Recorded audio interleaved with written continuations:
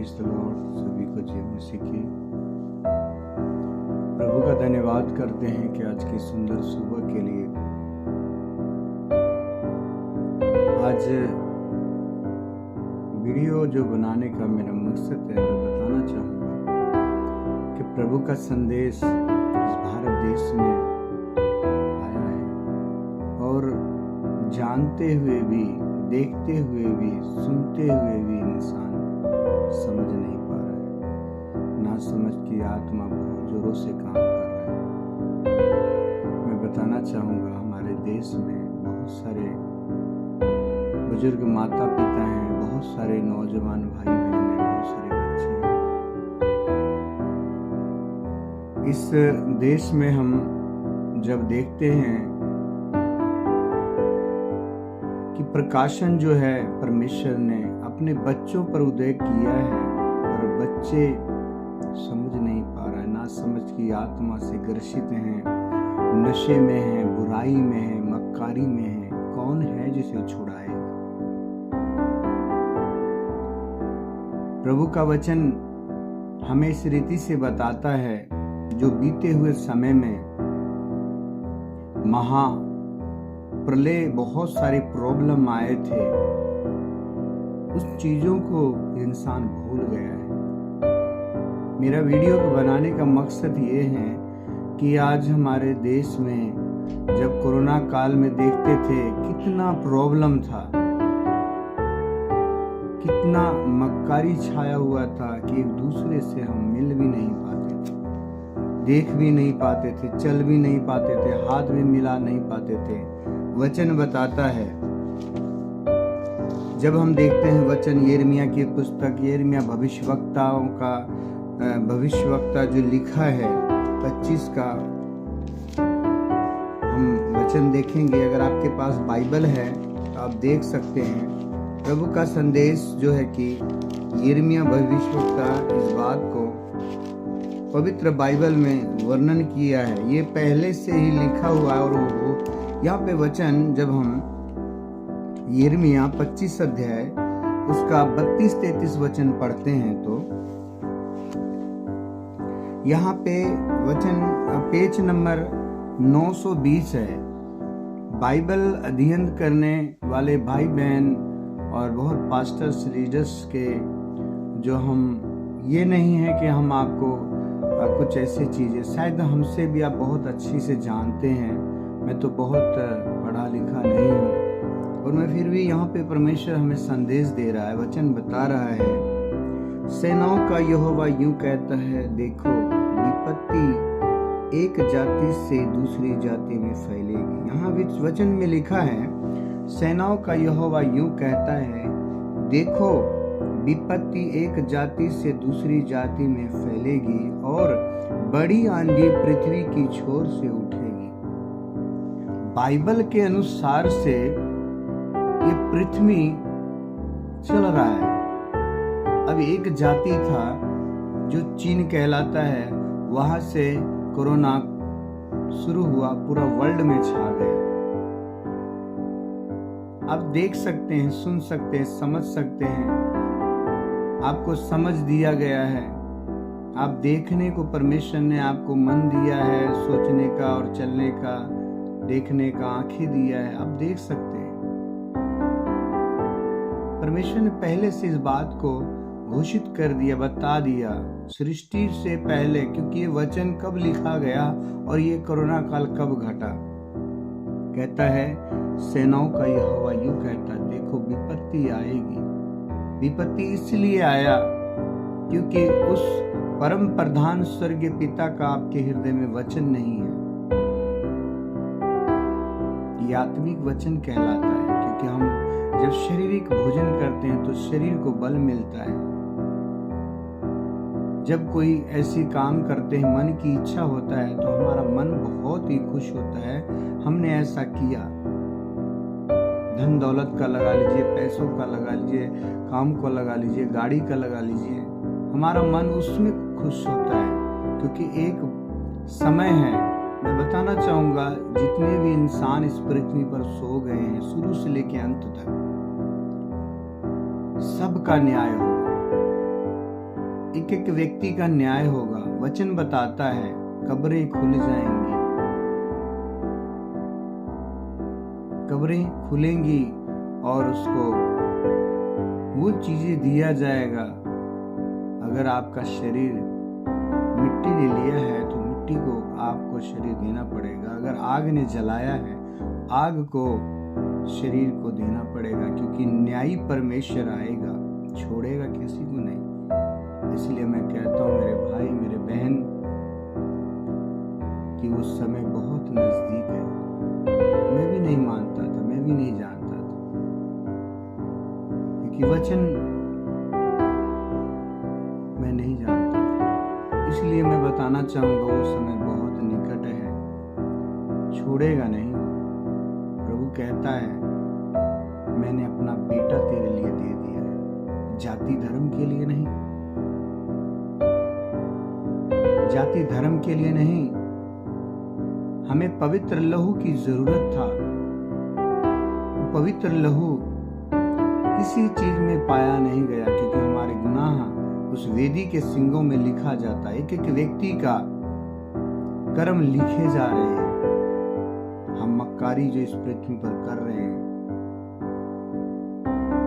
सोचने के द्वारा, देखने के द्वारा, चलने के द्वारा चतुराई जो करते हैं, इसीलिए जीसस क्राइस्ट यहोवा स्वर्ग को छोड़ के इस पृथ्वी पर आया और उसने पवित्र आत्मा का जन्म दिया शरीर के द्वारा, लहू बहता हुआ। लोग वचन कहता है मेरा प्राण लहू में है। इसलिए वेदी के सिंगों में हमारे गुनाह लिखे जा रहे हैं और वहां पे पवित्र लहू कौन पहुंचाएगा? कोई है दूसरा? इसीलिए इस धरती पर रह के मनुष्य का रूप धारण करके, मनुष्य के पूरी रीति से मनुष्य रूप धारण करके रहा। कभी कहीं ऐसा नहीं दिखाया कि मैं किसी को नष्ट कर सकता हूं, कहीं नहीं दिखाया। एक जगह गुस्सा भी हुआ, प्रभु कहता है तो मेरा पिता का घर को डाकुओं का खूह बना दिया है। आज हमारे गांव, हमारे समाज में क्या हो रहा है? अगर हमारे दिल में स्थान किसको देना चाहिए? कौन है जो हमारी फिक्र करता है? वो परमेश्वर जो मनुष्य बन गया, इस पृथ्वी पर आके आपके मेरे लिए उस गुनाह को अपने ऊपर ले लिया। वो पवित्र लहू लेके वेदी के सिंगों में लगाया है। वचन कहता है, आज आप विश्वास करते हैं, जो भी कोई इस वीडियो को सुन पा रहे हैं, आपका गुनाह वेदी के सिंगों में लिखा गया है। इसीलिए प्रभु यीशु मसीह अपना लहू रक्त परिश्रम किया है, क्योंकि भागवत रईस में भी ये लिखा गया है कि इस पृथ्वी को रचयिता को अपना पवित्र लहू बहाना पड़ेगा।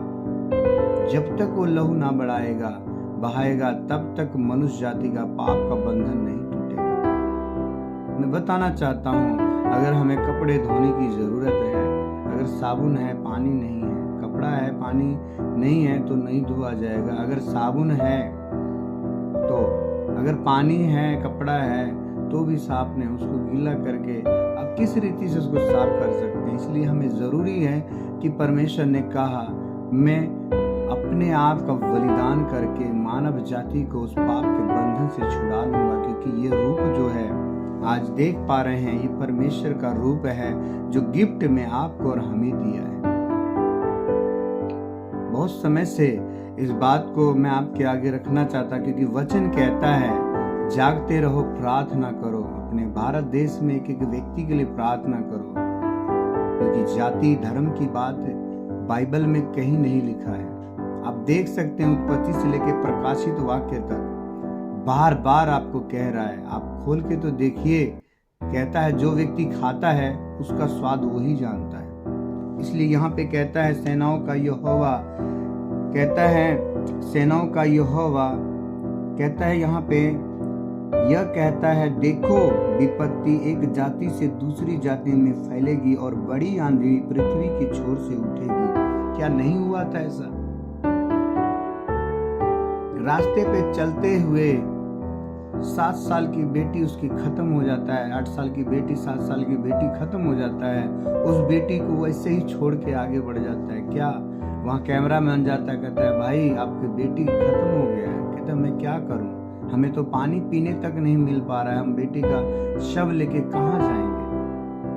मेरे भाई मेरे बहन जो भी इस वीडियो को देख रहे हैं, मैं आपसे ना हाथ जोड़ के कहता हूँ कि बहुत निकट है, जिसने ये शरीर दिया है वो मालिक आएगा, छोड़ेगा नहीं। आएगा तो दोषी पाए जाएंगे तो प्रभु उस समय माफ नहीं करेगा। समय है, इस समय आप प्रभु को वचन को देखें। वचन के द्वारा ये धरती टिकी हुई है, क्योंकि वचन दिया गया ये धरती अपना काम कर रहा है। वचन दिया गया ये वायुमंडल काम कर रहा है। वचन दिया गया ये सूर्य समय पर आ जाता है।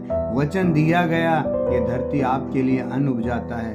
यहाँ पे देखिए वचन क्या कहता है, उस समय यहोवा के मारे हुए के शव पृथ्वी के एक छोर से दूसरे छोर तक पड़ी रहेगी। उनके लिए कोई रोने पीटने वाला ना होगा और उनके शव ना तो बटोरी जाएगी और ना कब्रों में रखी जाएगी। वे भूमि के ऊपर खाद के समान पड़ी रहेगी। क्या वचन कभी भी ऐसा हो सकता है? अगर हमारे यहाँ पे वचन में लिखा गया उस समय, क्या कहता है वचन, उस समय यहोवा के मारे हुए, यहोवा परमेश्वर है, वचन है। अगर हम उस वचन को नहीं देखते तो हम मरे हुए इंसान हैं, मरे हुए हैं, क्योंकि हमारा आत्मा, हमारी जागीर मरा हुआ है। हम ललकारते हैं कि हमारा ये धर्म है, हमारा वो धर्म है। धर्म तो एक है जो परमेश्वर कहता है कि मैंने तुम्हारे लिए क्या किया, अपना बेटा दे दिया है। लौट आइए।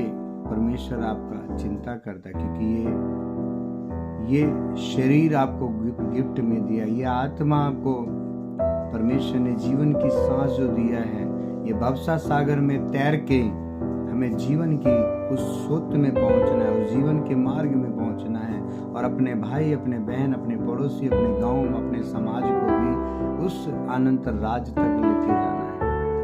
प्रभु कहता है मैंने मूर्खों को चुना है। मैं मूर्ख था, मुझे मालूम नहीं था मुझे कहाँ जाना है, पर परमेश्वर उसकी दया हुई है जो अपना वो जलाली हाथ मेरे सिर पे रखा। आज वचन के माध्यम से आपसे मिल पा रहा हूँ। इसलिए कहता हूँ कि अपने गांव, अपने समाज में परमेश्वर का उद्देश्य को प्राप्त करें, क्योंकि वचन का प्रकाशन आपको मिला है, हमें मिला है। हम जाने इस बात को कि प्रभु का संदेश हमें क्या कहता है। जागते रहो, प्रार्थना में लगे रहो। आज बहुत सारे देश में क्या है, परमेश्वर का उद्देश्य नहीं है। क्या गलत काम करना अच्छी बात है? हमारे गांव में जुआ खेलना, बीड़ी पीना, सिगरेट पीना, लड़ाई करना, मारपीट करना, क्यों? क्या ये अच्छे काम है? बिल्कुल नहीं। इसलिए मैं चाहता हूँ अपने गांव, अपने देश, अपने भारत देश में आपका वचन, परमेश्वर का वचन आपके हृदय में काम करे। ये मेरी ऐसी दुआ है, ऐसी मेरी प्रार्थना। मेरा वीडियो बनाने का यही मकसद है कि आप देखें इस दुनिया में क्या क्या होने वाला और क्या क्या होगा। बहुत सारे ऐसे शास्त्र, परमेश्वर का वचन से हम पढ़ने का हमें मौका मिला। हर वचन को पढ़ने में कहता है महाभारत के शांति पूर्वक में कि मनुष्य तन में ही तुम ईश्वर को प्राप्त कर सकते हो, मरने के बाद ईश्वर नहीं मिलेगा।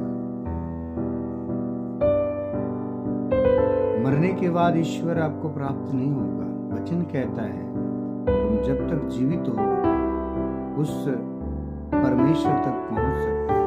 क्योंकि जब हम भागवत रईस देखते हैं उसका 7 अध्याय 32-33 वचन, इस प्रश्न को अर्जुन ने भी कृष्ण से पूछा था कि हे केशव, मैंने महाभारत के युद्ध को जीता है, मेरे अंदर खुशी नहीं है। जिसने मुझे उंगली पकड़ के चलाया उसको मैंने क्या किया, मारा, तीर से भेद दिया और तीर पर उसे सुला दिया।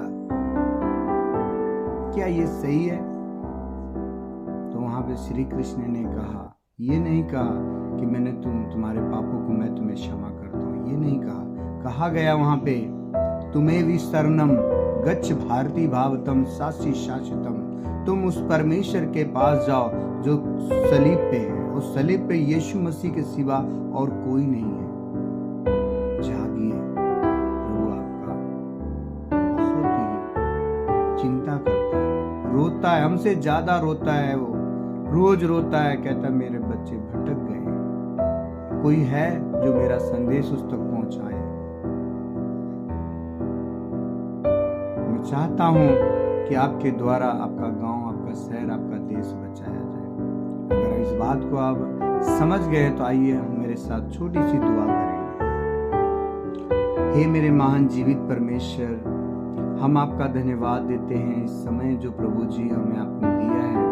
मैंने सुना है प्रभु जी, जब हमारे पास पैसे होते हैं तब तक हम खर्च करते हैं, जब हमारे पास पैसा नहीं होता है तो हम खर्च नहीं करते, आराम से बैठ जाते हैं। प्रभु ऐसे ही हमारा ये जीवन है प्रभु पिता, ये जीवन ऐसा ही है। जब मैं अपने जीवन को खर्च लूंगा तो हो सकता है प्रभु उस कब्र में पहुंचने के बाद प्रभु मैं आपकी अध्ययन नहीं कर सकता, आपकी बढ़ियाई नहीं कर सकता, क्योंकि वचन कहता है मैं अपना समय गवा दिया।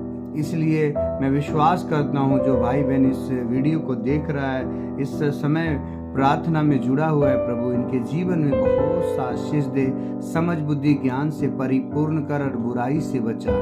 इनके लिए जितने भी हथियार शैतान ने इनके हानि के लिए तैयार किए हैं, उन हथियारों को हम यीशु के नाम से बांध देते हैं, क्योंकि आपने प्रभु हमें इस वचन के द्वारा बताया कि प्रभु मत्ती 18:18 में जो कुछ मेरे नाम से इस पृथ्वी पर बांधोगे वे स्वर्ग में बांधा जाएगा, जो स्वर्ग में खोलोगे वे पृथ्वी पर खुलेगा। हाँ प्रभु, इस भाई के जीवन में, इस बहन के जीवन में, इस बच्चे के जीवन में प्रभु आपका वचन का प्रकाशन हो प्रभु, ये जान सके सत्य का प्रकाशन जो प्रभु जी हमारे ऊपर प्रकट किया है। हम धन्यवाद देते सारी उन बातों के लिए, यीशु के नाम से इस प्रार्थना को